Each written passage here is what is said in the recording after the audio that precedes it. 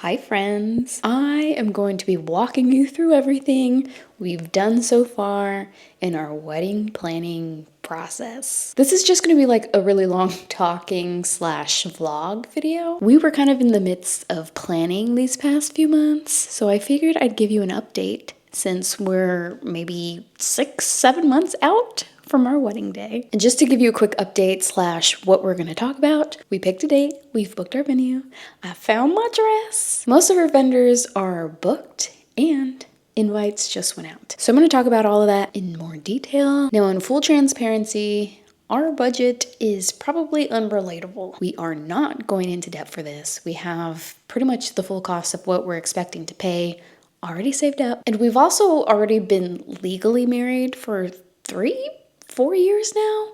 So we're just barely having our big old wedding slash celebration slash party. So I'm gonna give you like estimate prices since we don't know for sure how many people are actually going to be going and how much everything will actually cost at the end of the day. Anyways, we got a lot to get into, so keep on watching. So up first, we are going to talk about the venue. I'm also going to read off my notes here because I don't want to miss something. So if I'm looking over here, sorry. So our wedding is next spring in Todos, Santos, Mexico at Hotel San Cristobal. I'll link the venue tour video up here or down below if you want to check that out, but I'll show a little bit, don't you worry. Also in that video, I kind of show you other places that were in the running that we ended up foregoing for Hotel San Cristobal. When we were first starting our venue search, we had kind of thought, maybe let's do destination, but we're like, you know what, let's just make sure LA isn't the place to do it. So we toured a few venues. We toured the Hummingbird's Nest, we've toured the Fig House, and we've toured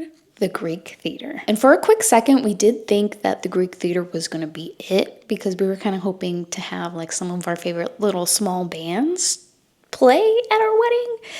But that just, I don't know. The cost of that was just starting to get too big for just one day. So we were like, okay, maybe let's do the destination route. And at first we were thinking Italy, but we figured it would be too far of a destination wedding for people to actually go to. A lot of our friends are starting to have kids. Flying anywhere is super expensive and time consuming. And of course, people are gonna have to like take days off work and whatnot. So ultimately, we decided somewhere in Mexico would probably be perfect. And then we kind of settled on doing something around Cabo since it's so close to LA and most of our guests are based in LA. And once we saw Hotel San Cristobal, we fell in love. It's a smaller boutique hotel. It only had 32 rooms and it was right on the beach. And it also had an adorable little chapel on the property that would be perfect for a ceremony. So we booked it. Now, I think March is... well, maybe like December to March is like Cabo's busy season, just because I think it's like whale watching season and it's like spring break and the holidays. A lot of people are going to Cabo in that time. So prices for Hotel San Cristobal were a little expensive. So we decided to book something right after that busy season. Now, the one thing we were super hesitant on with this venue was the cost per night to stay there. And we know that most of our guests just probably couldn't afford like that nightly rate. So since we do pretty well for ourselves, we decided that we will cover the cost of accommodations and food for all of our guests. Our expected guest count is around 70 people. So while it is a lot of people, it's not like the biggest wedding ever. I would say it's like a reasonable sized wedding. Either way, we decided to cover the cost for our guests for their room and for their food, the duration of our stay. So let's talk numbers, but again, before we do that, I just want to reiterate that we are not going into debt for this. We have the cost of the wedding already saved and we make good money, thank God. We are blessed. So total cost for a 3-night buyout of the hotel was at about $95,000. So that includes 3 nights for 32 rooms, all to yourself. And the fact that we can get the hotel completely to ourselves was such a great selling factor just because I feel like it's an experience not a whole lot of people can have or give to their closest friends and loved ones. So we're really excited to be able to do that. The hotel does have a food and beverage minimum for 3 nights, which is $55,000. And we probably will end up spending more than that. We don't really know the final cost on like total food and beverage spend yet, since there's like other factors to it, like how many people actually attend, how much people actually eat. We don't know yet. Also, the hotel is doing all of the food for the whole time we're there. And a couple weeks ago, we actually did go down to the hotel to do a menu tasting. For our menu tasting, we chose 5 appetizers to get past during cocktail hour, 2 salads as starters, and 3 mains. For appetizers, we chose the beef crostini, green ceviche tostada, cucumber and shrimp, and the New York crostini. The salads we tasted were a green salad and a burrata and tomato salad. For mains, we had the New York strip steak, roasted chicken, and sweet potato flautas. And we also decided to serve family style so everyone can have a little bit of anything. Oh, and we also tasted some cake. We surprisingly loved the vanilla one, and I didn't love the chocolate one because it had like coffee frosting, and I'm not much of a coffee girl. And while we were there, we also mapped out how the reception would look, and we were thinking a U shape with 3 long tables on each side, and at the top of the U, the DJ booth, and in the middle of the U, the dance floor. It's gonna be an awesome day, and we already can't wait for it to happen. All right, let's move on to one of the most exciting things about planning a wedding: picking a dress. I did post a wedding dress shopping video here, but I did not pick one from there. I did a little more shopping, but let's just recap what I've tried on so far before I show you some new stuff that I tried on that I haven't showed you. One of my top contenders was this capri dress from Sarah 7. I loved the way it fit on me. The neckline was so pretty. It just looked so snatched on the waist. I loved it. But the only thing that wasn't right, well, 2 things that weren't right. The color was more of normal pearl white, and I was looking for like a warm white or like a warm ivory, and they didn't offer it in any other color. And the second thing that I didn't like was the fabric. While it was a silk charmeuse type fabric, it wasn't the silky silk charmeuse that you tend to think of when you think of silk. And again, they didn't offer it in the fabric that I was looking for. Well, it looked really good and it was in my budget. I just don't think it was checking all my boxes. So I decided, let's pick something else. So to continue my search, I went to New York to the Daniel Frankel studio to try on some of her dresses. Well, I already tried on some of her dresses at Loho Bride in Los Angeles, but they didn't have the one I really wanted to try. So in my head, I thought this demi top and this desi skirt were gonna be it for me. It was casual yet sophisticated. I just really like Daniel Frankel's designs. But when I tried it on, it wasn't giving what I thought it was gonna give. So that idea kind of just immediately went out the door. But my stylist ended up putting me in this dress skirt and demi top.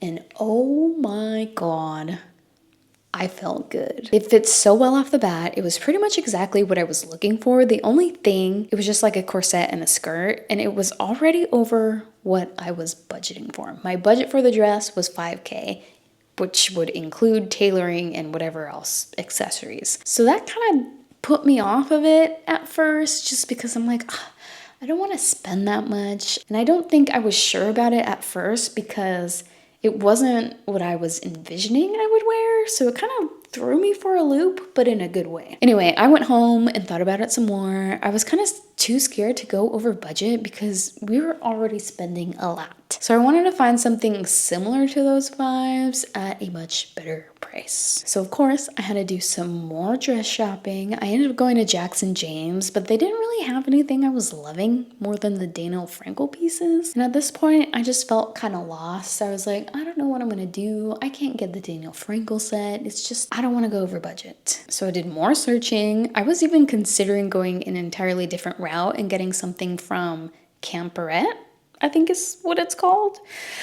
I was thinking of getting this. Then, after scouring online for other dresses I could possibly like, I found this. This is the Katherine Tash Celia gown. From the pictures, it looked so similar to the Daniel Frankel set that I was in love with. I didn't want to admit it to myself, but looking back, I was in love with it. So immediately, I just needed to try it on, and luckily, Loho Pride had it, so I brought my butt back down there and tried it on. So I ended up choosing this one because the price was right. It just looked so good. It was checking all of my boxes, and the price was $4,200. It was right under budget, and I was hoping alterations wouldn't be that much. And of course, right when I committed to it, they hit me with the split size fee. Now, if you don't know what a split size fee is, if you're shopping like a made to order dress, there's like usually a set sizing chart from designers, and it's usually like 0 to 4 through whatever. My bust was a 4, my waist was a 6, and my hips were an 8. And the sample size I tried on was a 10. And if you've ever tried on wedding dresses, they like cinch it really tight in the back and put like one of those really heavy duty clips on it. So it looks like it fits you perfectly, but the back looks like a mess. But the front looks really good. So it kind of gives you like a good picture of what it could look like when you get your size and when you get it tailored. Anyways, I was like, oh my God, why another cost? Why? They're already making it from scratch. They took my measurements, they have it down.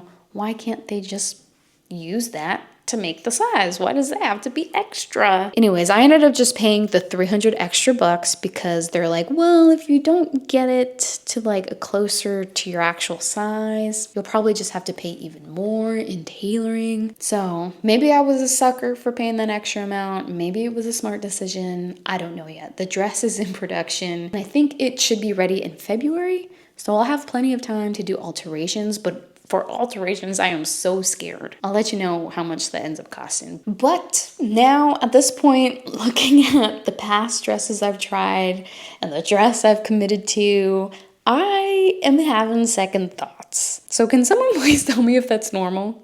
Am I overthinking it? I feel like I'm just obsessing over the fact that the Daniel Frankel set just had fit me perfectly without any clips holding me in, without any alterations. And I feel like the only thing that would have needed alterations was hemming the skirt shorter, which I'm sure wouldn't have cost that much. I mean, side by side, the dresses are so similar. So I think I am just overthinking it. Right? Right?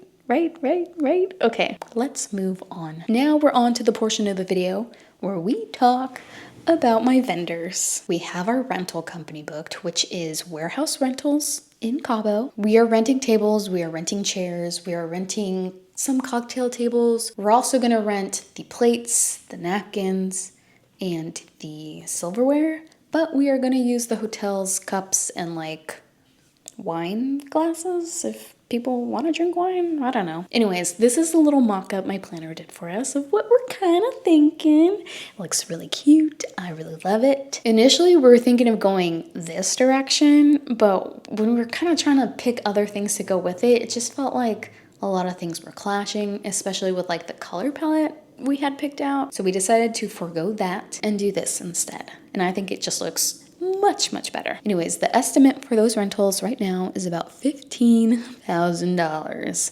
And again, that's for tables, chairs, plates, napkins, flatware, a bar, and who knows what else we're gonna rent. We also locked down our florist, Allium Estudio Floral. They do super unique arrangements, and I just really love their style. They work a lot with like the ikebana style arrangements. Like I think it's like Japanese style where there's like a little frog thing. I think it's called a frog. It's just like a little plate thing with spikes that you stick flower stems into, and it just looks really cool. Anyways, estimate on that is $11,000. That includes 3 of the ikebana style arrangements on 10 tables. It includes little bud vases for the cocktail tables. It includes an asymmetrical arch for the actual ceremony, and it includes my bouquet. We're not doing boutonnieres. We're not doing any other bouquets because we're not having a bridal party, but that's still kind of a lot of money. So I hope it is worth it. Anyways, when we were down at the hotel doing the menu tasting, we also had a Zoom call with the florist to see a preview of the designs for the table pieces. And we also had a few things from Warehouse Rentals that we wanted to see in person and kind of make decisions about. And that's kind of when I decided to go a different direction on like the tablescape stuff and do what I just showed you. Our photographer was expensive. We booked May Ioso Toluno, I think is how you pronounce her last name. I'm not really sure. But looking at her portfolio, I just loved her work. I loved that she did film. I loved her style. And she actually got married at the same venue, so she's familiar with the layout. The cost for 12 hours of coverage over 3 days is $17,000, which does include travel, a second photographer, and an engagement session. We ended up going to Casa Cody in Palm Springs for our engagement shoot. It was so fun and the pictures turned out fantastic.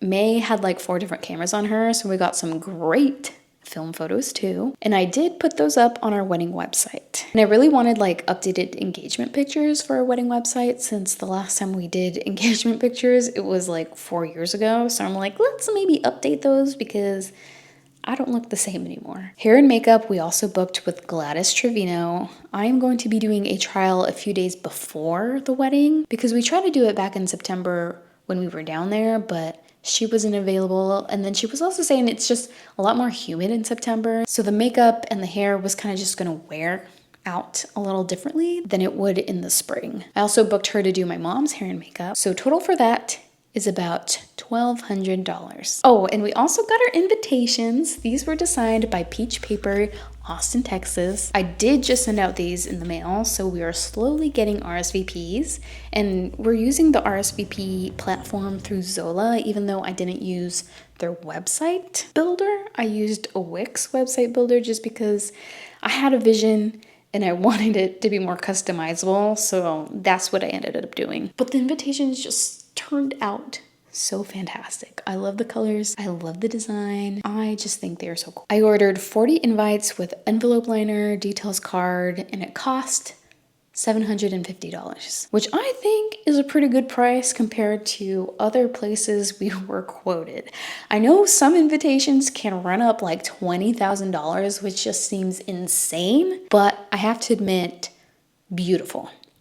Beautiful, beautiful, beautiful. There are some people out there who just have a talent for design and paper. But unfortunately, I wasn't willing to spend that much, so I sure am glad that my wedding planner recommended Peach Paper, Austin, Texas. On our little details card, we ended up putting like a QR code to our Zola, which I think just makes it so much easier to actually get RSVPs rather than having to have a little card people mail back, which I don't think people still do anymore, which is a good thing because then it also saves you money on paper. I did also send out save the dates, but at first I was kind of set on sending digital save the dates, but then I changed my mind. So I just last minute used Minted for save the dates because I needed to get them out pretty last minute. But they turned out cute. This is what they look like. We put our website on them for more details on what to expect. Also, I did DIY like a little faux photo strip, like how you take in like a little photo booth. And I did that because I couldn't find like an open film vintage photo booth anywhere near us, and I was in time crunch, so I just decided to DIY them and they turned out pretty good. Also, last thing we do have booked is a DJ. We went with Alex DJ Cabo Events, and they also do custom dance floors, so we opted to do a cool design on it. We're kind of thinking something like this. We are also thinking of doing fireworks and a photo booth or the after the tone thing. I just feel like I need some sort of activity besides dancing, but I'm still undecided just because we've already spent so much money and the experience is an experience unlike any other that I'm sure any of our guests have ever been to. So do I really need to spend more? I don't know. But I do feel like I need to hire a wedding content creator to film for TikTok and for YouTube, but that's just gonna be another expense and I'm tired of spending money. Anyway, that's kind of all we have planned for now. Our wedding planner, Chloe, at Chloe Elise Events has been awesome. And if you can afford a planner, I 100% recommend it because I don't even know where to start. And we probably would have just done a small intimate dinner at a restaurant somewhere because planning is hard to do. Anyways, more to come, so stay tuned. And of course, I will try my best to do a wedding vlog. So if you're excited for that, be sure you are subscribed so you don't miss it. But we do have a ways to go, so you'll have to be patient. Thank you so much for watching this video, and I'll talk to you later.